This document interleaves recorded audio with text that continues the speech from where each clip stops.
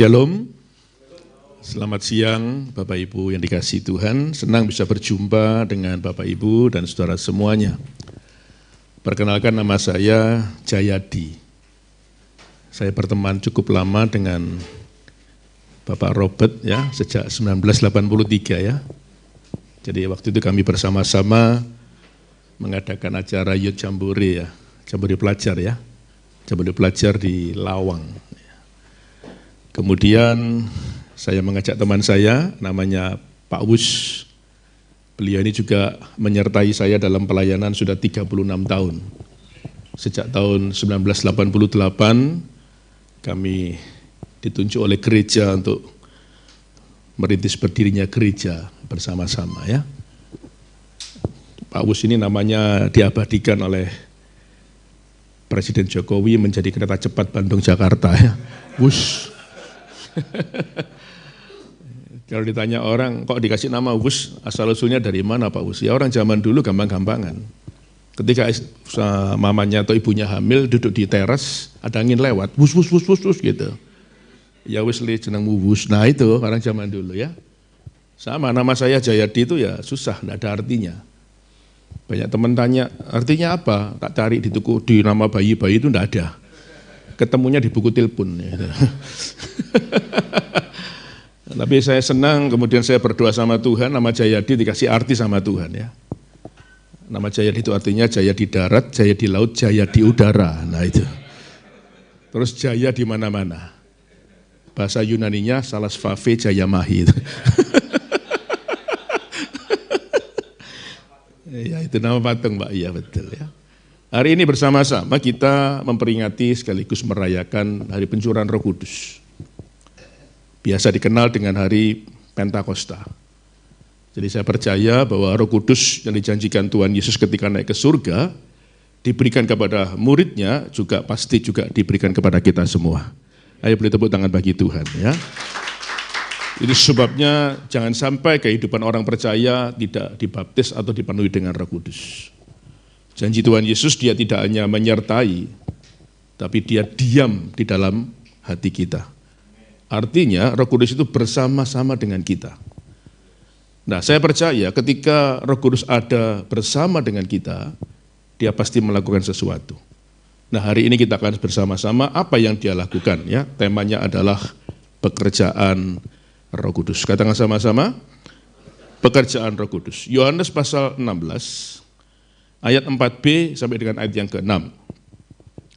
Hal ini tidak kukatakan kepadamu dari semula, karena selama ini aku masih bersama-sama dengan kamu. Ini yang berfirman Tuhan Yesus sendiri. Tetapi sekarang aku pergi kepada Dia yang telah mengutus aku. Dan tiada seorang pun di antara kamu yang bertanya kepadaku, kemana engkau pergi? Tetapi karena aku mengatakan hal itu kepadamu, sebab itu hatimu berduka cita. Pada suatu hari Tuhan Yesus bersama dengan murid-muridnya sedang berbincang-bincang. Di tengah-tengah perbincangan itu ternyata Tuhan Yesus berpamitan kepada para muridnya. Jadi intinya bahwa tidak lama lagi dia akan pergi meninggalkan mereka dan kembali kepada Bapanya. Ketika para murid mengetahui hal itu bahwa tidak lama lagi akan ditinggalkan, Alkitab menulis mereka mengalami duka cita. Saudara-saudara, kata duka cita ini sebetulnya paling tepat dipakai di dalam dunia kematian. Karena arti duka cita itu adalah kesedihan yang begitu mendalam. Jadi tidak ada orang punya masalah, terus ketemu, aku berduka cita, tidak ada. Tapi kalau mati dia selalu bilang, turut berduka cita, aku sedang berduka cita. Jadi hari itu para murid mengalami kesedihan yang begitu mendalam. Kenapa mereka mengalami duka cita atau kesedihan yang begitu mendalam? Next. Ya, berikutnya, karena mereka berpikir bahwa mereka tidak akan bertemu lagi dengan Yesus. Mereka berpikir bahwa hari itu adalah perjumpaan yang terakhir dan perpisahan untuk selamanya. Orang merasa ditinggalkan itu sedih.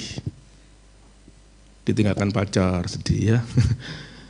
Anak luar kota, sekolah atau kerja, wah rasanya kehilangan, apalagi ke luar negeri. Anak saya 2 laki-laki, yang pertama namanya Yefta, yang kedua gampang namanya Yafet. Jadi dibolak-balik hurufnya sama. Ada jemaat bertanya, Bapak cari nama kok pinter, bolak-balik hurufnya sama. Lah kalau Bapak misalnya diberi anak ketiga laki-laki, Bapak kasih nama siapa? Wes, ben tambah bingung, tak kasih nama Fayet. Dia bilang gitu. Mesti ruwet. Pak Juwana dia tanya, yang pertama siapa, yang kedua siapa? Dibolak-balik kan kurang lebih kan begitu. Anak saya yang pertama puji Tuhan kerja di Melbourne, Australia sudah 6 tahun. Yang kedua tahun lalu, anak kedua ke Tokyo, berjuang juga. Sedihnya bukan main, rasanya kudu nangis. Saya sekarang kudu nangis. Sedih. Jadi orang berpisah itu sedih, apalagi merasa gak ketemu, misalnya matilah apa. Ini Yesus mau pulang ke Bapa, ke surga. Para murid sedihnya bukan main. Mereka berpikir, wah gak ketemu lagi. Padahal perpisahan itu cuma sementara. Karena saya percaya Yesus sudah di surga, suatu hari para murid jika mati, dia juga pasti bertemu Tuhan di surga. Amin. Siapa percaya kalau kita dipanggil Tuhan ketemu Tuhan di surga? Siapa percaya masuk surga? Siapa mau duluan? Yang kedua, sebenarnya mereka sedih karena mereka takut. Takut menghadapi kenyataan hidup. Selama ini ada Yesus, mereka ada masalah ditolong, sakit disembuhkan, ada persoalan diberi jalan keluar. Jadi mereka ketakutan sehingga membuat mereka jadi menangis, sedih. Ternyata apa yang dipikirkan, apa yang dirasakan para murid, Yesus tahu tentang hal itu. Dan hebatnya Tuhan Yesus, dia tidak hanya tahu, kemudian dia melanjutkan ayatnya, dia berjanji. Pasal 7, ayat yang ke-7, pasal 16. Namun benar yang kukatakan ini kepadamu adalah lebih berguna bagi kamu jika aku pergi, sebab jika aku tidak pergi, penghibur itu tidak akan datang kepadamu, tetapi jika aku pergi, aku akan mengutus dia kepadamu. Dengan bahasa sederhana atau bahasa yang lain, kira-kira begini, sudahlah kamu gak usah sedih. Aku tahu kamu takut, kamu bingung, tapi percayalah ketika aku pergi, aku akan mengutus Roh Kudus kepadamu dan memberikan penghiburan kepada kamu dan akan menolong kamu dalam segala hal. Yesus berkata begini, kamu tidak akan kubiarkan menjadi yatim piatu, amin. Dan kemudian dikatakan lagi Yohanes 14:26, tetapi penghibur yaitu Roh Kudus yang akan diutus oleh Bapa dalam namaku, dialah yang akan mengajarkan segala sesuatu kepadamu dan akan mengingatkan kamu akan semua yang telah kukatakan kepadamu. Jadi kalau Roh Kudus tinggal dalam diri seseorang, maka pekerjaan pertama yang dia kerjakan yaitu memberi penghiburan. Next, katakan bersama-sama memberi penghiburan. Seperti yang dikatakan oleh Tuhan Yesus di ayat yang sudah kita baca. Jadi yang pertama ketika dia tinggal dalam hidup seseorang, dia akan memberikan penghiburan kepada orang itu. Saudara, saya percaya dalam hidup ini tidak ada orang yang tidak pernah sedih. Tidak ada orang yang tidak pernah susah dan menangis. Pasti ada. Semuanya mengalami. Dan saya tidak tahu hari ini apakah ada di antara saudara yang mengalami hal itu. Masih mengalami persoalan, pergumulan. Membuat kita sedih, susah, bahkan kita harus menangis. Saya percaya bila Roh Kudus tinggal dalam hidup kita, dia akan memberikan penghiburan kepada kita. Beberapa kali saya tanya kepada jemaat, kalau engkau mengalami kesedihan, kesusahan, karena mungkin masalah, persoalan hidup, apa yang biasanya kau lakukan? Setiap orang gak sama. Ada yang mengatakan, kalau saya supaya hati yang susah ini menjadi terhibur, Pak, saya nonton film komedi, Mr. Bean katanya. Lah, saya nyebutkan Mr. Bean aja udah ada yang tertawa ya. Memang orang kok ada model kayak gitu kan gitu ya. Kita lihat, tertawa-tawa kita. Tujuannya supaya hati yang sedih menjadi terhibur. Kita terkekek, ya, tertawa lepas. Sampai filmnya buyar masih tertawa. Nah, ini bahaya ini. Gak boleh, harus selesai. Ya, ada lagi apa? Oh, saya makan, Pak. Ada loh orang yang susah, stres, pelariannya makan. Ya, makanya gak heran dia berkembang. Dari muka ke belakang, kanan, kiri, samping, semuanya berkembang. Kayak istri saya waktu itu, saudara. Jangan ngomong loh ya. Jangan ngomong, ini temannya Pak Robi juga ini. Iya. Makanya gak heran kemudian jadi bengkak, jadi berat badan naik. Jangan oleh sebelahnya, nanti tersinggung, lihat sini aja. Ya. Ya. Apalagi keluar kota saya Pak cari hiburan, ke mall, boleh. Mau apa lagi? Oh, nginep di villa Pak, gak apa-apa. Saudara, kita mau supaya hati yang sedih menjadi terhibur, kita mencari hiburan boleh. Catat baik-baik, harus yang baik dan benar. Jangan sampai berbuat dosa. Seringkali kita mendengar, lapo urip pisan pusing, ayo happy-happy, kemana? Dugem. Ini salah. Ya, cari hiburan yang salah, bukan menghilangkan masalah, nambahi salah. Jadi kalau ada hati yang sedang sedih, susah, boleh cari hiburan, harus yang baik dan benar. Gak ada salahnya, diizinkan. Tapi saya beritahu hari ini, itu adalah hal yang di luar, yang kita usahakan, yang kita lakukan, kita mau bawa masuk ke dalam hidup kita, supaya hati yang sedang susah menjadi terhibur. Pekerjaan Roh Kudus berbeda dengan apa yang kita lakukan tadi. Dia bekerjanya, perhatikan, bukan dari luar ke dalam, tapi Roh Kudus itu bekerja dari dalam keluar. Kenapa? Karena dia ada dalam hidup kita. Dia sudah tinggal bersama-sama dengan kita. Dikala kita sedih, kita susah, dia nggak usah disuruh, nggak usah diperintah. Pada saat kita sedih dan susah, dia bekerja secara otomatis, membawa segala beban kesedihan yang di dalam ini dan dibawa keluar oleh dia. Jadi saya percaya orang yang hidupnya penuh dengan Roh Kudus, pasti hidupnya penuh dengan sukacita. Ayo tepuk tangan bagi dia, saudara. Ayo coba toleh sebelahnya, sukacita enggak? Nah, didik-didik, coba didik-didik ya. Kasih senyuman. Maaf Pak, belum sikat gigi, enggak apa-apa, sekarang enggak apa-apa ya. Ya, saya percaya orang itu kalau hidupnya penuh dengan Roh Kudus, pasti dia mengalami penghiburan di dalam hidupnya. Yang kedua, kalau dia tinggal dalam hidup kita, dia akan memberikan kuasa. Katakan sama-sama, memberi. Kisah Para Rasul 1 ayat 8, tetapi kamu akan menerima kuasa kalau Roh Kudus turun ke atas kamu, dan kamu akan menjadi saksiku di Yerusalem dan seluruh Yudea dan Samaria dan sampai ke ujung bumi. Saudara perhatikan kata kuasa. Kalau kita mempelajari lebih dalam tentang kata itu, ternyata kuasanya dia itu tidak terbatas. Memang yang pertama, dia akan memberikan kuasa supaya kita diberi kemampuan untuk menjadi saksi Tuhan dan memberitakan Injil. Tetapi kalau kita lihat artinya yang begitu dalam, ternyata kuasa ini bekerja tidak hanya untuk menjadi saksi, tetapi dia kuasanya adalah mengalahkan segala kedagingan kita. Sehingga hidup kita bisa muncul namanya buah roh. Bukan menuruti keinginan daging, tapi menuruti keinginan roh. Tidak hanya itu, dia memimpin kita ke dalam seluruh kebenaran kata Alkitab. Kemudian menyadarkan kita tentang dosa, sehingga kita nggak mau berbuat dosa lagi. Dia akan bergerak dalam hidup kita, kemudian menjadi rem kita, supaya kita nggak gampang-gampang jatuh ke dalam dosa. Saya nggak usah bilang nih, nggak gampang jatuh dalam dosa, bilang gitu. Terus diancam, awas berbuat dosa lagi, bilang gitu. Iya. Dan tidak hanya itu, ternyata Roh Kudus ini membuat kita diberi kuasa mendoakan orang sakit bisa disembuhkan, saudara. Ya, next, kuasa Roh Kudus itu kuasa kita terbatas, tapi saya percaya kuasa Roh Kudus itu bekerja tidak terbatas. Amin. Saya katakan tadi, bila Roh Kudus itu tinggal dalam diri seseorang, dia memberi kuasa yang tidak terbatas, bisa dipakai untuk kesembuhan, saudara. Coba ini ayatnya, Kisah Para Rasul pasal 2 ayat 38. Ayat 38. Kisah Para Rasul pasal 10 ya. Oke. Kamu tahu Yesus orang Nazaret, bagaimana Allah mengurapinya dengan Roh Kudus. Jadi jelas ya, dan dengan kuasa, ya kuasa Roh Kudus itu, ia pergi berkeliling melakukan kebaikan dan menyembuhkan semua orang yang ditindas oleh roh jahat karena Allah menyertai dia.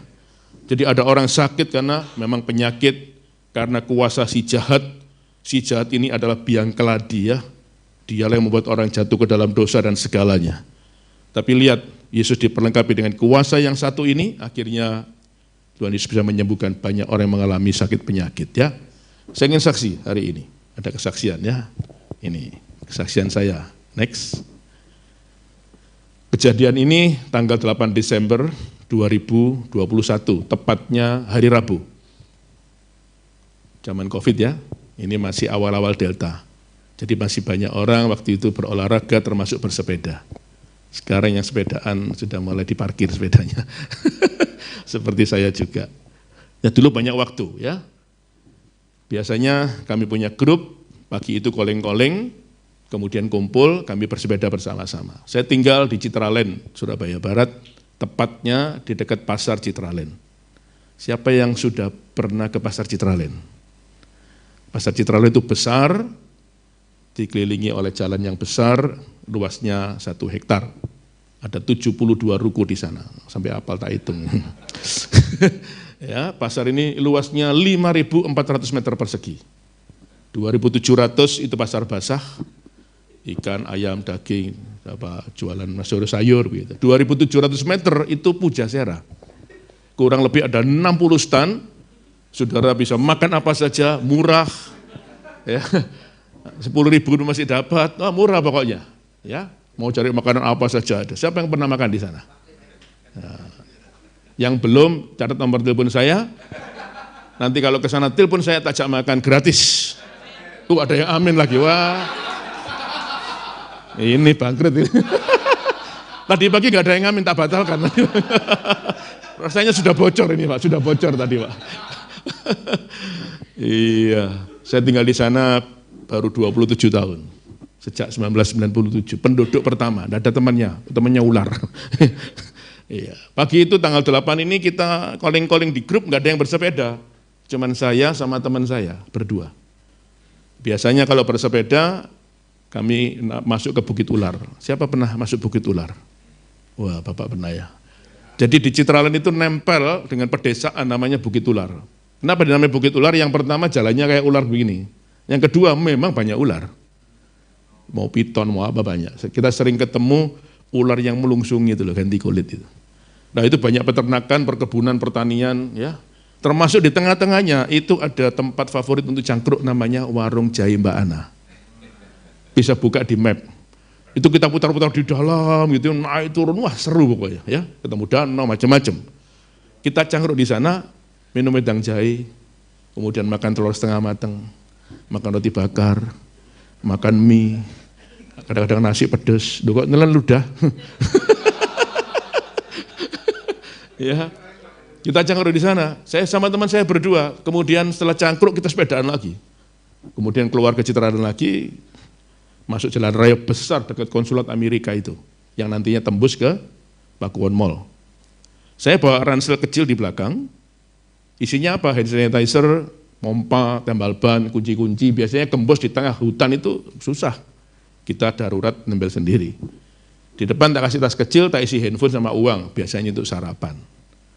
Kami berdua lewat jalan besar itu, nggak sadar bahwa ternyata ada penjamret yang akan menjamret kita, ya mungkin saya yang ditarget karena saya bawa tas ransel. Tapi ransel kan nggak mungkin bisa ditarik, dicabut begitu. Tiba-tiba sepeda motor yang berboncengan ini mepet saya dari sebelah kanan, kemudian berusaha mengambil ransel saya. Kemudian saya dibuanting ke kanan karena memang nggak bisa lepas dan posisinya saya kayak miring ke kanan begini, menghantam begini. Helm ini nggak lepas, masih lengket ini. Jatuh dengan sangat keras ke bentur aspal, helm tidak pecah, tidak retak, kepala saya pecah, mendel ke dalam, pecah di sini, pendarahan hebat, saya pingsan. Security Citraland datang, ini gambarnya, memang ini sebetulnya video, tapi saya screenshot aja. Nah itu, saya pingsan di tengah jalan, itu tas yang mau diambil, itu sepeda saya.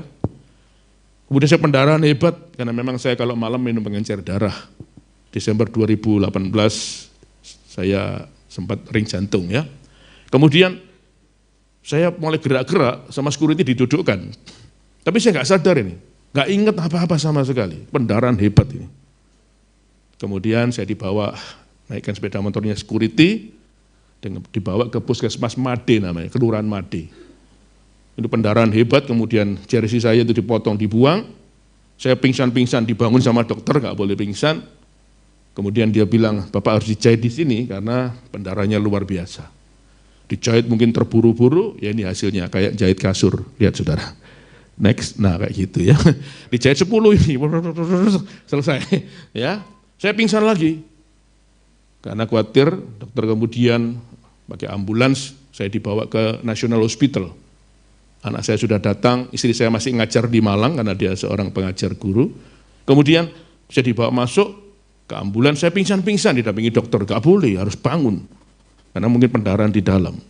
Sampai National Hospital saya sudah gak sadar, kemudian difoto.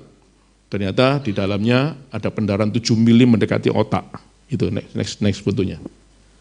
Nah itu ya, makanya ini membuat saya pingsan. Karena benturan yang hebat, yang putih itu ada pendarahan yang terus berjalan menuju otak. Mungkin goncang, saya pingsan. Dan terus dampisiin saya, ayo Pak bangun Pak, harus bedah kepala. Untuk mengeluarkan pendarahan di dalam. Kalau tidak, sangat berbahaya, Bapak nggak tertolong. Saya bangun, saya bilang, jangan dulu, saya pingsan lagi. Terus difoto, karena ini hitam legam, hitam semua. Ini hasilnya, tulang bahu saya pecah. Tuh, pecah ya, bukan patah, tapi pecah begini. Kemudian tulang rusuknya patah 5, saudara. Itu gambarnya. Dan ternyata hantaman tulang rusuk ini ke dalam, kemudian bentur paru-paru saya, dan paru saya mengalami pendarahan. Dibangunin lagi saya, dibisikin.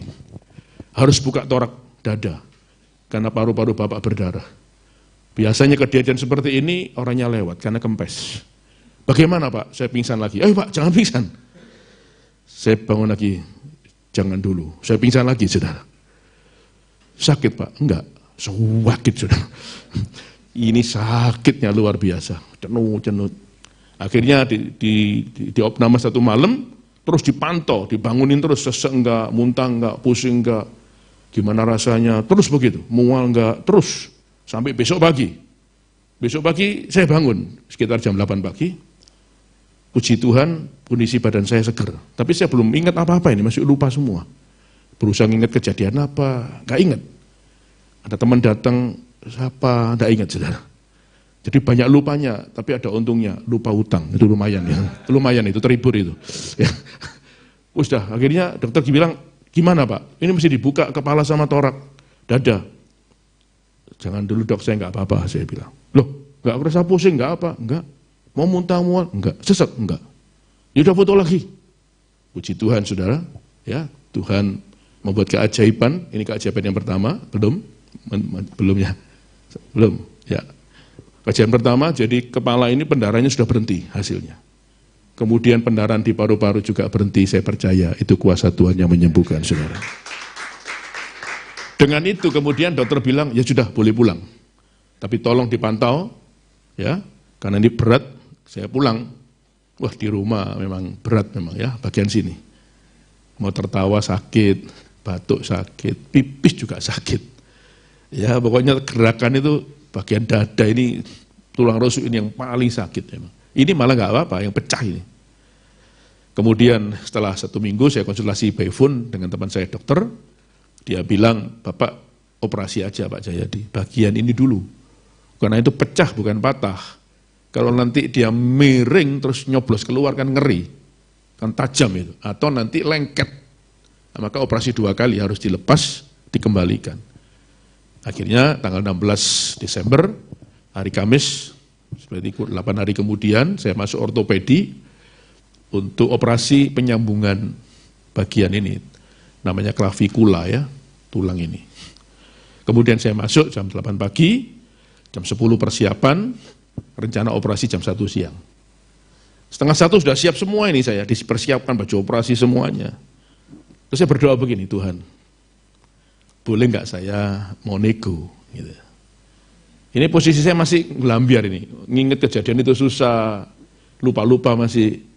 Tapi saya nego gini, Tuhan boleh nggak kalau nanti malam selesai operasi saya mau pulang? Saya bisa bilang gitu. Rasanya juga nggak mungkin juga, karena gini Tuhan, ini kan Kamis saya bilang. Kalau boleh pulang, saya kepingin Sabtu pelayanan. Karena minggu lalu saya mau ke Jombang udah tak batalin. Jadi Sabtu ini saya ada jadwal, padahal itu Kamis ya. Minggu saya mau pelayanan khotbah 3 kali. Tapi ya kehendakmu yang jadilah saya bilang gitu. Tapi saya ingin pulang dan ingin pelayanan. Jam 1 operasi saudara. Setengah 3 saya bangun. Wih, badan saya itu segernya luar biasa loh, bener loh. Jam 3 itu saya mulai ingat semua kejadian, runtutan peristiwa. Saya bisa ingat semua. Memori rasanya kembali satu persatu semua. Tapi yang nggak enak, ingat utang tadi suruh bayar sudah. Ya utang ya suruh bayar lah ya. Kemudian susternya datang, loh Bapak kok beda katanya. Lebih seger Pak. Terus coba ditanya sama susternya diwawancara, saya lancar. Wah kaget dia. Terus saya juga mikir gini, kok bisa lancar ya? Badan kok enak ya? Terus saya gini, kenapa Tuhan ini? Apa saya boleh pulang nanti? Ada jawaban begini dari dalam. Seperti Roh Kudus berbicara dalam diri saya. Kan kamu tadi mau operasi kan berdoa. Mau pulang, Sabtu mau pelayanan. Ketika dalam hidupmu ingin menyenangkan hati Tuhan, Tuhan pasti akan menyenangkan hidupmu. Tepuk tangan bagi Tuhan, saudara. Kemudian 7:30 malam dokternya datang, namanya Dokter Terry. Dia lihat saya juga bingung. Saya kelihatan seger, terus diwawancarai, pertanyaannya itu banyak, saya bisa menjawab dengan runtut, dengan jelas, nggak ada salah. Tanyain semua. Terus dia sudah stop, saya bilang, Dok, saya mau pulang. Loh, ini baru operasi kok mau pulang? Tapi saya sudah segar, nggak apa-apa. Dokter tanya semua lancar. Saya nggak apa-apa loh Dok, nggak mengalami kesakitan, nggak seseng, nggak pusing, nggak apa. Dokter lihat sendiri. Coba sih kamu turun dari kasur, kamu jalan. Saya jalan di ortopedi, Citraland. Masih ortopedi tulang itu. Tambah jauh, muter lagi saya. Terus saya balik ke keranjang, saya duduk, gimana Dok? Gini Dok, saya tadi berdoa, saya kepingin pulang. Kenapa? Karena Sabtu saya mau pelayanan. Minggu saya mau khotbah 3 kali. Bapak pendeta. Ya saya biasanya minggu pelayanan, saya bilang. Oke, sebentar ya. Dia masuk ke ruang admin, terus dia balik. Ya sudah, boleh pulang katanya. Tepuk tangan bagi Tuhan, saudara. Ya. Kemudian saya tanya, Dok, boleh tanya enggak? Ini jam berapa? Dia bilang, jam 8. Saya dibedah berapa senti, Dok? Ini coba fotonya, berikutnya. Bapak dibedah 8 senti. Dipen berapa biji? Dipen 8 biji. Wih, dalam hidup ini nggak ada yang kebetulan nih Dok. Maksudnya, Dok, kejadian itu tanggal 8 Desember. Jam 8 pagi. Saya dibedah 8 senti, dipen 8 biji, saya dipulangkan jam 8 malam, saya bilang. Saudara, percaya bahwa dalam hidup ini tidak boleh menyalahkan Tuhan. Semua dalam kontrolnya Tuhan. Untuk mendatangkan kebaikan bagi kita juga. Amin. Mungkin supaya saya lebih berhati-hati. Ya, kemudian jadi saksi bagi saudara bahwa Tuhan itu ada. Dan dia bisa buat mujizat dalam hidup kita. Amin. Dan kemudian saya dipulangkan. Ya, setelah dipulangkan. Wah, saya berdoa terus. Minta Tuhan menyembuhkan. Saya terus berdoa. Puji Tuhan saudara ya. Kepala saya yang berdarah di dalam nggak usah dioperasi. Kemudian paru-paru saya yang berdarah juga nggak perlu dioperasi, difoto semuanya kering dan berhenti. Dan tulang rusuk ternyata bisa kembali meskipun patah 5 kebentur begini, dia bisa kembali dengan posisi yang sangat bagus, persis. Itu pun nggak usah diapa-apain. Dan sembuh sampai hari ini, saudara. Ya, kemudian mulai ada masalah lagi. Ya, ini bagian yang dijahit ini diambil satu-satu, satu persatu, tinggal sisa 2. Sisa 2 ini ternyata kemudian infeksi, keluar nanah. Terus coba saya pencet-pencet, nggak boleh mestinya. Kemudian dia lari ke sebelah kiri, tembus ke darah sini. Terus keluar udunnya di sini. Keluar 1, saya ini sudah nggak tahan, tak pencet-pencet, jadi 2. 2 tak pencet-pencet, dia marah, kolaborasi. Keluar 4, tak pencet lagi. Ini hasilnya. Jadi berat seperti ini loh. 1 lagi, tambah berat saudara. Yang sini sudah hancur, sini juga rusak ya, sudah infeksi. Ternyata dia virusnya masuk ke dalam. Saya ke dokter, dia bilang ini masuk ke dalam loh. Karena memang pertama penanganannya nggak bersih, yang kedua karena diutek-utek. Terus keluar di sini bisul, keluar di sini bisul, keluar di alis. Terus turun ke bawah, maaf ya, keluar di perut, selangkangan, di pantat, gede loh. Cili gak tahu udunan, gede udunan. Wih sakitnya minta ampun. Terakhir keluar, maaf, di ketiak. Jumlahnya gak karu-karuan banyaknya. Next. Nah itu. Banyak kiri, ini kanan, kiri, Pak. Wih sakitnya. Pada saat saya ngalamin ini, saya ada jadwal untuk ngajar HG di Kupang. Kemudian saya membatalkan, gak enak, karena jadwalnya sudah keluar cukup lama. Tapi kira sudahlah saya berangkat, naik pesawat, ini pecah di pesawat pendarahan.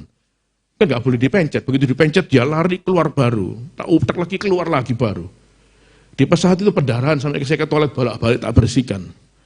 Wajar itu sakitnya luar biasa, pulang pecah lagi di pesawat. Akhirnya pulang saya ke dokter lagi, ke dokter kulit kelamin di Siloam, dan dia bilang, Bapak harus operasi. Di Siloam tidak ada alatnya. Pergi ke RSAL, kasih pengantar. Pak, Bapak minta bios total ya, jangan lokal. Ini sakitnya minta ampun, harus dibedah satu persatu, dikerok dalamnya sampai bersih, dijahit satu persatu. Ini butuh waktu lama dan sakitnya Bapak 2 minggu jalan kayak robot. Bapak harus siap. Saya pulang, saya berdoa. Tuhan, kalau kepala difoto kering, ada pendarahan, paru-paru nggak jadi dibuka juga, kering semua, tulang rusuk menyambung. Ayo Tuhan, bagian yang sulit, Engkau sudah bisa mengerjakan. Ini tidak lebih sulit.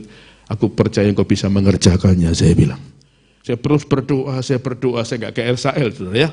Saya obati ya, pakai antibiotik, pakai salep, terus. Tiba-tiba pecah sendiri, keluar darah. Itu bulan Februari, dan kemudian puji Tuhan, bulan Agustus, akhir Agustus, satu persatu hilang. Bulan September sembuh total 100%, tanpa operasi. Bulan Oktober saya ke dokter lagi, difoto lagi, dilihat. Dokternya geleng-geleng, waneh katanya. Kamu apain? Enggak, saya berdoa. Ya dokter kasih obat, antibiotik, salep, saya jalankan semua. Bersihkan pakai air infus semua, mandi gak boleh kena air, segalanya. Tetap aktivitas seperti biasa ya, pelayanan ya, aktivitas dan semuanya. Ya.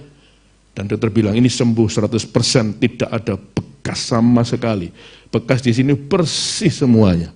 Saya percaya kalau Tuhan bisa buat keajaiban dalam hidup saya, Tuhan yang sama juga bisa buat mujizat dalam hidup saudara semuanya. Ayo tepuk tangan bagi Tuhan, saudara. Nah, melalui kejadian itu kita belajar. Setiap kali dalam hidup ini mengalami kejadian hal yang buruk, kita belajar 2 hal. Yang pertama, saat itu terjadi kita nggak boleh saling menyalahkan. Saya sudah sakit semua badan ini. Tiba-tiba kalau istri saya nyalakan saya, tambah sakit lagi, tambah lebih berat lagi. Ya salahmu dewe, nggak hati-hati, ngapa sepedaan bawa tas barang. Nah misalnya begitu ya. Kadang ada orang gitu, disalah-salahkan, tidak menolong, malah kemudian membuat dia lebih parah keadaannya. Jadi hidup ini nggak boleh saling menyalahkan. Saya percaya semua diizinkan Tuhan, dalam kontrolnya Tuhan, untuk mendatangkan kebaikan bagi kita semua. Amin. Yang kedua, jangan berkata seandainya. Misalnya istri saya, anak-anak saya bilang, seandainya nggak sepedaan kan nggak jatuh, percuma, sudah lewat. Seandainya kamu jalan kaki, nggak jatuh. Seandainya di rumah makan sama saya, nggak mungkin dijambret, percuma. Hidup ini harus tidak boleh ngomong seandainya. Karena seandainya itu barang sesuatu yang sudah lewat, percuma, tidak ada gunanya, malah timbul penyesalan, malah bisa berkelahi, salah paham. Lebih baik orang yang keadaannya berat, mengalami kesusahan, itu ditolong daripada kita bilang seandainya lah, nyalakan lah. Lihat, ketika angin badai melanda para murid di perahu di Danau Galilea, murid-murid gak dimarahi dulu, enggak, ditolong dulu. Badai ditenangkan dulu, baru diberitahu, dinasihati. Itu yang betul. Jangan orang sudah sakit dimarahi dulu, tolong dulu orangnya. Bangkitkan semangatnya, betul? Jangan dimarah-marahi dulu. Tapi ditolong dulu, diangkat dulu, nanti baru dinasihati setelahnya. Apalagi ngomong seandainya, ini berat. Kita malah sedih, iya ya. Tahu gitu saya enggak sepedaan. Percuma, itu sudah lewat. Seandainya saya kerja yang itu kan mungkin lebih berhasil. Enggak usah ngomong begitu, enggak usah. Kerjaan yang ada dikerjakan. Seandainya dulu saya kawin sama dia, pasti lebih bahagia. Awas ngomong gitu, tak baptis 7 menit, saudara. Sampai berkutuk gitu. Enggak boleh. Yang ada ya sudah ya ini, begitu. Saya kerja properti, saya pernah di dunia properti tahun 2003 dan saya mengikuti semuanya. 2011 properti itu masih murah menurut saya di harga yang masih pasar standar. Saya masih jual di Citralen, saya khusus Citralen waktu itu murah.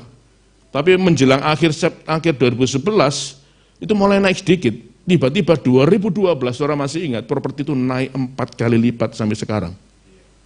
Harganya rasanya nggak normal. Tapi ya sudah standarnya itu sekarang, naik sampai 4 kali loh.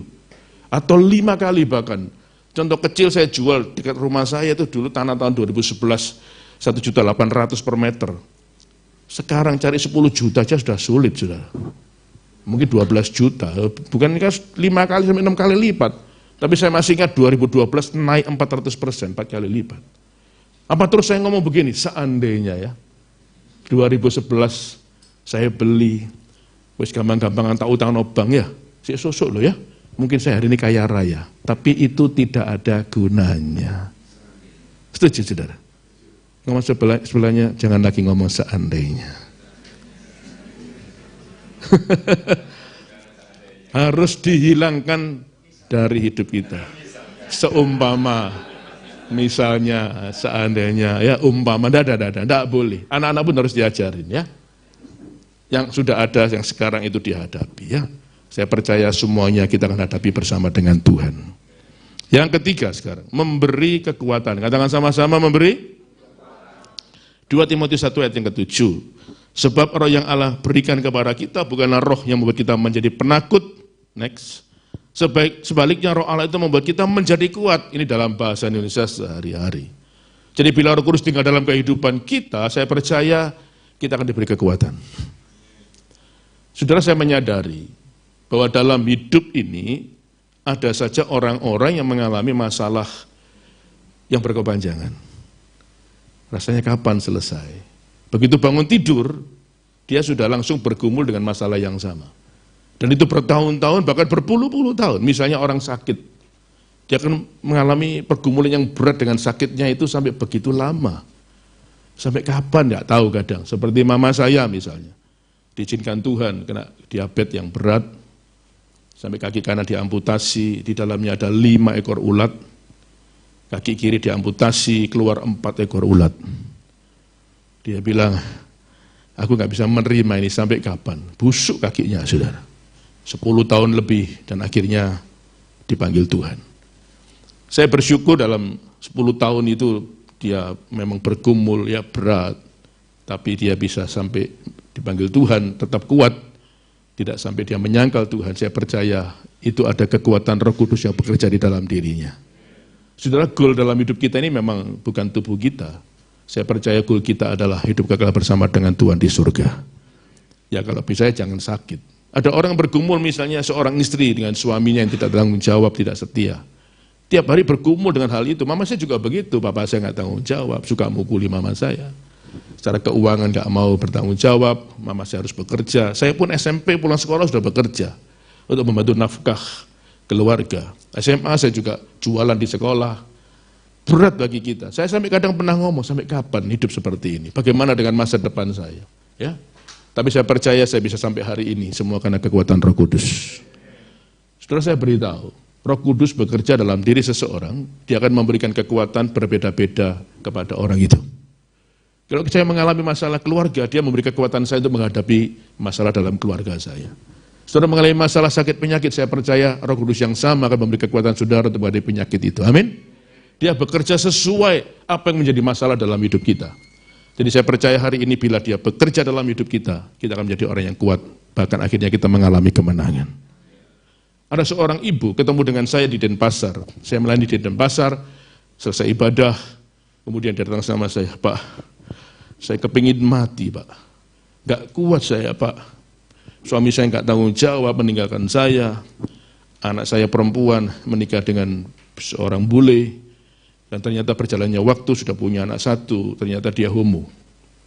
Jadi saya ini malu, hidup berat secara ekonomi, sakit hati dengan suami. Kepingin mati saya rasanya Pak. Terus saya cuma ngomong begini, Bu, apakah Ibu pernah ngomong yang sama kepingin mati kira-kira mungkin berapa tahun yang lalu? Iya sih Pak, 5 tahun yang lalu Pak saya juga kepingin mati Pak. Loh kenapa? Saya punya usaha bangkrut Pak, suami sudah nggak tanggung jawab, usaha saya bangkrut. Saya kepingin mati hari itu Pak. Itu berapa tahun yang lalu Bu? 5 tahun yang lalu Pak saya kepingin mati Pak. Oh 5 tahun yang lalu Ibu sudah kepingin mati ya. Betul Pak, kok masih ada sampai hari ini saya bilang begitu. Berarti tanpa Ibu sadari selama 5 tahun sehingga Ibu bisa melewati sampai hari ini. Roh Kudus sudah memberikan kekuatan kepada Ibu. Dan saya percaya kekuatan yang lebih besar lagi akan bekerja dalam diri Ibu, membuat Ibu kuat menghadapi semuanya. Sampai kau mengalami kemenangan dalam hidupmu. Tepuk tangan bagi Tuhan, saudara. Saudara pernah ngomong yang sama beberapa tahun yang lalu, gak kuat menghadapi hidup ini karena pergumulan yang berat. Kok masih ada di sini? Berarti tanpa kita sadari, ada kekuatan yang bekerja di dalam diri kita. Seorang hamba Tuhan bernama E.W. Tozer berkata begini, janganlah berdoa supaya hidup ini menjadi lebih gampang. Next. Tetapi berdoalah supaya Tuhan selalu memberi kekuatan yang baru setiap hari. Ini yang kita butuhkan. Siapa yang butuh kekuatan dari Tuhan? Loh, banyak masalah, pergumulan, penderitaan yang kita nggak menyangka bisa hadir dalam hidup kita. Coba kalau kita nggak punya kekuatan, kita nggak akan kuat menghadapi semuanya. Jadi kita nggak boleh bangga dengan hidup ini, apalagi sombong. Saya percaya kita bisa ada hari ini karena kekuatan Roh Kudus yang bekerja dalam diri kita. Contoh yang luar biasa, Tuhan Yesus berdoa di Taman Getsemani. Coba lihat ayat ini, Lukas 22, 42, 43, 44. Yesus berdoa begini, ya Bapakku, jikalau engkau mau, ambillah cawan ini daripadaku. Tetapi bukanlah kehendakku, melainkan kehendakmu lah yang terjadi. Maka seorang malaikat dari langit menampakkan diri kepadanya untuk memberi kekuatan kepadanya. Ia sangat ketakutan dan makin bersungguh-sungguh berdoa. Pelunya menjadi apa? Seperti titik-titik darah yang bertetesan ke tanah. Berarti tekanan, beban yang berat ada dalam kehidupan Yesus pada saat itu karena dia harus menghadapi penderitaan yang hebat. Sampai dia berdoa sangat ketakutan, kemudian pelunya, keringatnya berubah menjadi darah karena pecah di bawah kulit. Saya mau tanya sih, adakah di sini mengalami beban yang berat, pergumulan yang berat, berdoa sampai berdarah-darah? Ya, memang tidak ada. Yang saya tahu berdoa sampai ketiduran banyak. Wasal sembuh Tuhan, bangun tidur pagi, maaf Tuhan, maaf, ketiduran. Gak ada. Jadi beban Yesus hari itu berat. 100% dia ilahi, 100% dia manusia. Secara ilahi dia bisa melihat, gak lama lagi dikhianati Yudas. Dijual berapa? 30 keping perak. Dijual, waduh, orang ngomong gak enak aja, sakit hatinya tuh di sini, ya kan? Sakit hati dibawa mati ya. Ini dijual, aduh. Siapa pernah dijual?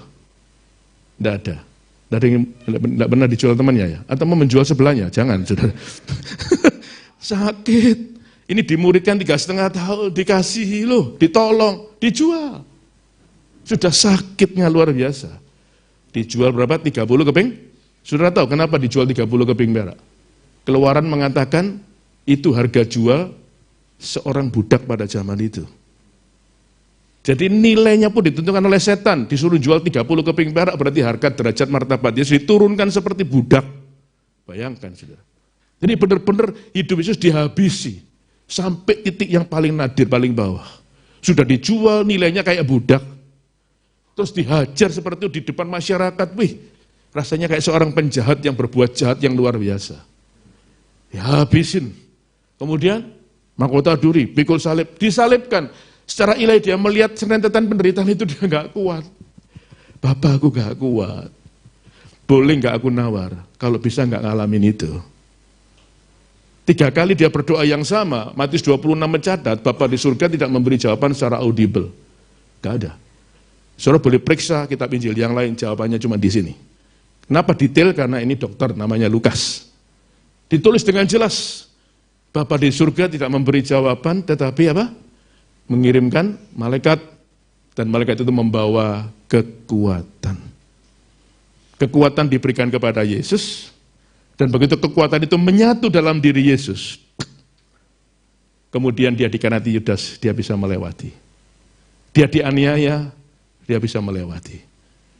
Dia pikul salib, dipakaikan duri, tetap dia bisa melewati. Sampai disalibkan itu loh, dia tetap bisa melewati. Kenapa? Karena di dalam dirinya ada kekuatan yang bekerja begitu luar biasa. Saya pikir-pikir, Bapak di surga ini seperti seorang ahli strategi yang hebat. Kenapa saya katakan demikian? Karena ketika dia mau menghadapi semua peristiwa itu, sudah dilengkapi dengan kekuatan dari surga. Bagi kekuatan menyatu dalam dirinya, dikhianati Yudas, dia bisa lewat.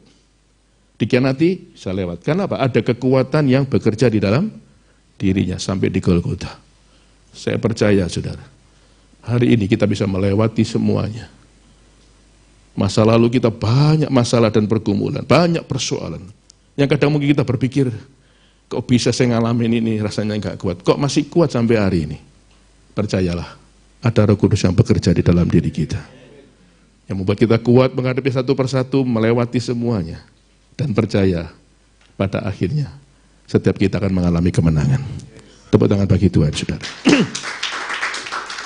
Yesus sama menghadapi semuanya, sampai akhirnya ujungnya mengalami kemenangan. Gunung ada puncaknya, laut ada dalamnya, Setiap masalah bersama dengan Tuhan pasti ada akhirnya, pasti ada penyelesaiannya. Ujung-ujungnya orang percaya pasti mengalami kemenangan.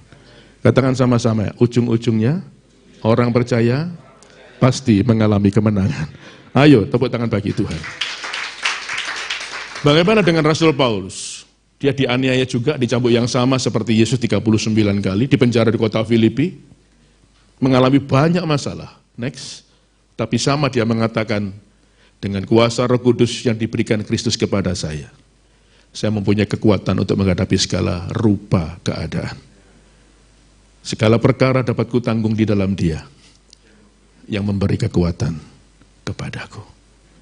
Setiap kali saudara mengalami masalah dan pergumulan, katakan yang sama. Segala perkara dapat kutanggung di dalam Dia yang memberi kekuatan kepadaku. Ketika saya usia 2 tahun, saya mencoba memasukkan kaki saya ke dalam sepatu ayah saya. Ketika kaki saya berada di dalam sepatu ayah saya berpikir ingin membawa lari sepatu itu. Kok membawa lari? Ternyata jalan pun saya tidak bisa. Tapi ketika saya usia 10 tahun, saya mencoba memasukkan kaki saya kembali di dalam sepatu ayah saya. Dan hari itu saya ingin membawa jalan sepatu itu. Dan ketika saya berpikir ingin membawa jalan sepatu itu, ternyata saya punya kemampuan, tidak hanya berhasil membuat saya berjalan di dalam sepatu itu, tetapi saya berhasil membawa lari sepatu itu. Apa yang terjadi? Apa bedanya ketika saya usia 2 tahun, jalan pun saya nggak bisa, tetapi usia 10 tahun, saya malah bisa membawa lari sepatu itu? Jawabannya adalah, karena kekuatan saya sudah berbeda. Kekuatan itulah yang membuat saya mampu untuk berlari di dalam sepatu itu. Saya percaya hari ini, sampai kapanpun, bersama Roh Kudus, kita akan kuat menghadapi segala sesuatu. Karena kekuatan kita berbeda, tambah hari tambah kuat, karena kekuatan Roh Kudus bekerja dalam diri kita. Ayo berikan kemuliaan bagi Tuhan, sudah. Yang keempat, yang terakhir, nggak tahu, biasanya kalau pembicara bilang, ini yang terakhir, ada kelegaan dalam jiwa. Mau selesai ini. Ya, tapi tenang, masih banyak penjabarannya, tenang ya. Yang keempat, memberi sukacita. Katakan sama-sama, memberi sukacita. Yohanes 16:24. Sampai sekarang kamu belum meminta sesuatu pun dalam namaku. Mintalah, maka kamu akan menerima. Minta kepada siapa? Kepada Roh Kudus. Supaya apa? Penuhlah sukacitamu. Kalau kita runtut ke atas, seperti ayat yang pertama kita baca tadi, judulnya Roh Penghibur. Kalau hari ini ada yang kekurangan sukacita, hidup nggak bisa bersukacita, minta kepada Roh Kudus. Yang Tuhan janjikan, supaya dia tinggal dalam hidup kita, dan saya percaya bila dia tinggal dalam hati kita, diam dalam hidup kita, maka dia akan memberikan sukacita kepada kita.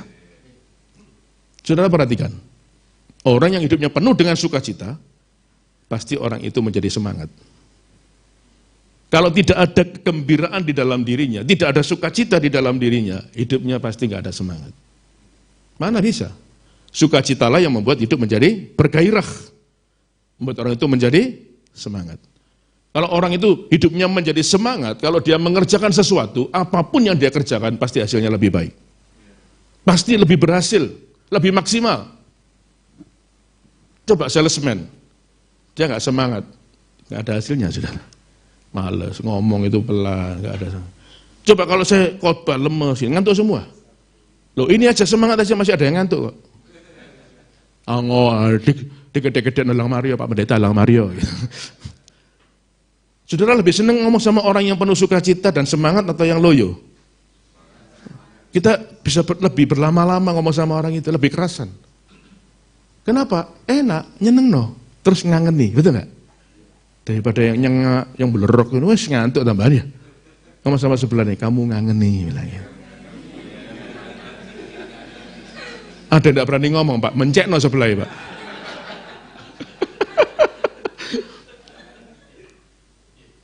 Jadilah orang yang ngeni. Kenapa? Kemanapun kita ada, merubah suasana menjadi sukacita dan semangat. Sehingga kehadiran kita ditunggu-tunggu oleh banyak orang. Betul nggak, saudara? Jangan sampai kita lagi senang semua, kita datang, teko mana resek. Jangan. Orang lagi susah, lagi sedih, nggak semangat. Kedatangan saudara merubah suasana menjadi sukacita dan semangat. Amin. Kalau ada anak di rumah, telepon orang tuanya, belum sampai rumah kan telepon. Sampai mana Pak? Sampai mana Mah? Suweneng kita. Sepertinya kehadiran kita diharapkan. Cepat tahu pulang.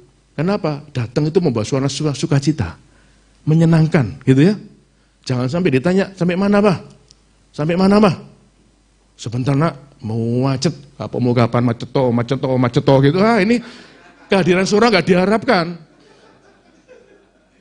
Tuh ada mama-mama itu loh ngomong sama anaknya. Nak, minggu mama mau ke pasar Atom nak. Sip mah.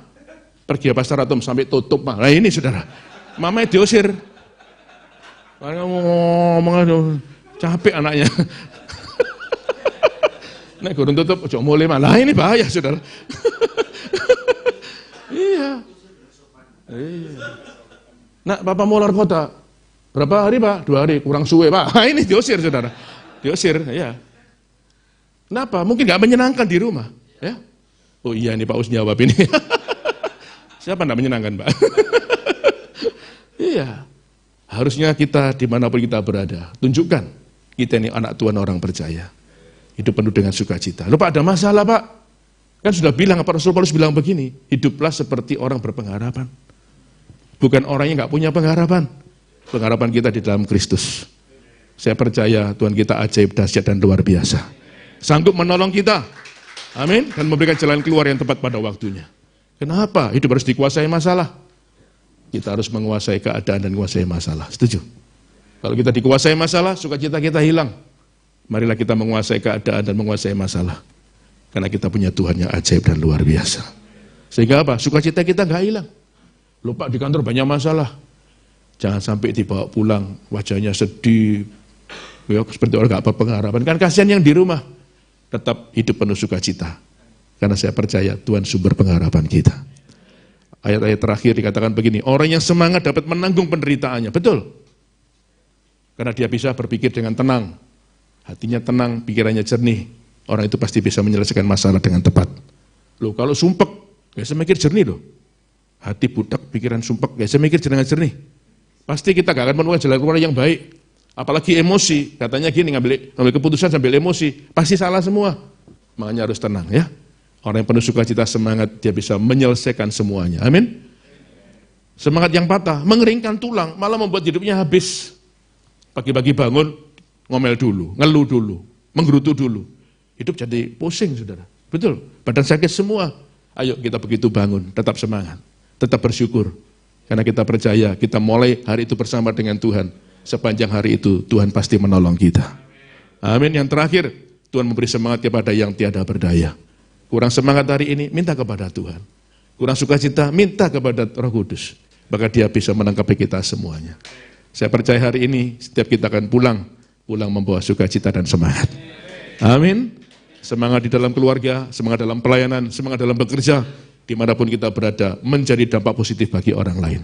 Dan lewat hidup kita nama Tuhan selalu dipermuliakan. Tuhan memberkati. Mari bangkit berdiri, kita bersama-sama nyanyikan sebuah lagu. Roh Kudus, Kau hadir di sini. Mari kita buka hati kita. Izinkan Dia memenuhi kehidupan kita dan tinggal dalam hati kita sesuai janji Tuhan. Dan saya percaya bila Dia tinggal bersama dengan kita, Dia memberi penghiburan, Dia memberi kuasa, Dia memberi kekuatan, dan Dia memberi sukacita. Haleluya. Terima kasih Tuhan.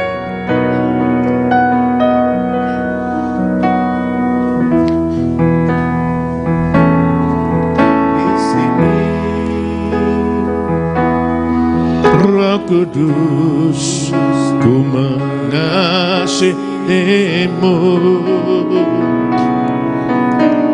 Kau lembut, kau manis, kaulah penghiburku, penolongku, diutus Bapakku. Dengan sungguh-sungguh, haleluya. Roh Kudus, Kau hadir di sini, oh Roh Kudus, ku mengasihimu. Kau lembut, kau manis, kaulah penghiburku, penolongku diutus Bapakku. Dengan sungguh-sungguh angkat suaramu, ku buka hati untuk Roh-Mu Tuhan. Ku buka hati menyembah-Mu Yesus. Jamahlah kami, penuhi kami dengan kuasa Allah Maha Tinggi. Buka hatimu, angkat tanganmu, katakan, ku buka hati untuk Roh-Mu Tuhan. Ku buka hati menyembah-Mu Yesus. Jamahlah kami, penuhi kami dengan kuasa Allah. Sekali lagi mari kita menyembah Dia, katakan, ku buka hati. Inilah kami Roh Kudus, penuhilah kami, penuhi kami. Tinggallah dalam hidup kami, tinggallah dalam hati kami Roh Kudus. Kami membutuhkan-Mu, kami memerlukan-Mu. Dengan kuasa Allah Maha Tinggi, katakan, jamahlah kami, jamahlah kami, penuhi kami dengan kuasa Allah Maha Tinggi. Oh, jamahlah kami, jamahlah kami, penuhi kami dengan kuasa Allah Maha Tinggi. Sembah Dia, angkat suaramu. Yang bisa berbahasa roh, sembah Dia dalam roh dan kebenaran. Hira lama lama lama ya sikara lama lama lama.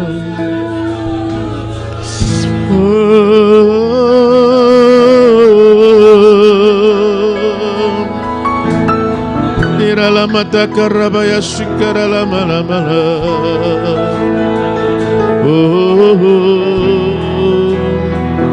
Kira lama takara lama ya sikara.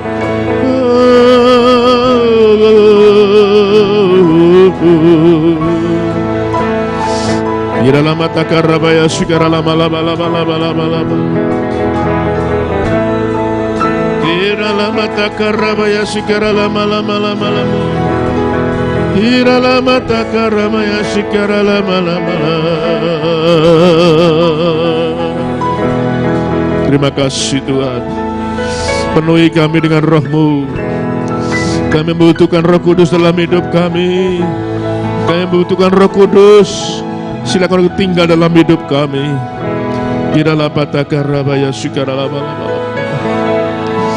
Terima kasih Tuhan. Roh Kudus, silakan Kau tinggal dalam hidup kami, tinggal dalam hati kami. Kami percaya hari ini yang sedih dihiburkan, karena Roh Kudus memberikan penghiburan kepada kami semua yang sedih dan susah. Kami percaya hari ini kuasa Roh Kudus bekerja dalam hidup kami, akan memimpin kami kepada segala kebenaran, menyadarkan kami akan segala perbuatan dosa kami, bahkan menghasilkan buah-buah roh dalam hidup kami. Bahkan kami percaya kuasa Roh Kudus yang sama bisa menyembuhkan sakit penyakit kami. Di dalam nama Tuhan Yesus, bila yang sakit disembuhkan oleh Tuhan. Oh, yang berbuat jahat akan dibalikkan arah jalannya menjadi hidup dalam kebenaran dalam nama Tuhan Yesus. Terima kasih Tuhan, hari ini Kau memberikan kekuatan kepada kami, sehingga apapun yang kami hadapi, kami alami, kami menjadi orang yang kuat dalam segala perkara. Bahkan dengan kekuatan yang sama membuat kami bertahan, bahkan kekuatan itu akan membuat kami mengalami kemenangan. Dan biarlah hari ini kami pulang membawa suara-suara sukacita. Dimanapun kami berada, hidup kami penuh dengan sukacita. Hidup kami menjadi semangat, dan kami percaya orang yang semangat dapat menanggung penderitaannya. Orang yang semangat bisa menghasilkan sesuatu yang lebih baik dan maksimal. Terima kasih Tuhan, taruh firman-Mu dalam hidup kami. Terus Tuhan, Engkau menuntun kami ke jalan-jalan yang benar. Terima kasih Bapa, terpujilah nama-Mu, berkati kami semua yang hadir pada hari ini. Terima kasih, di dalam nama Tuhan Yesus kami sudah berdoa, dan kami mengucap syukur.